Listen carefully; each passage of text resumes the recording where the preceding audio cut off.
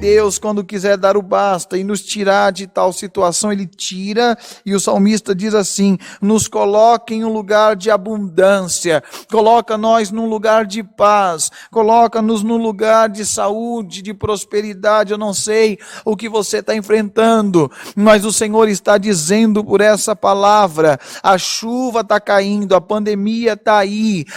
o comércio está fechando, tudo está travando, parando, empregos se perdendo, e muitas das vezes nós não entendemos o que está acontecendo. Deus está sacudindo a terra, Deus está peneirando o povo dele, Deus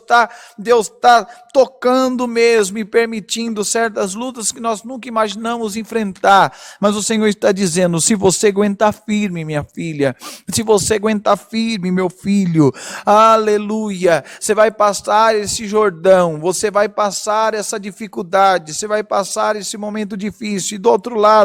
vou te colocar num lugar de abundância.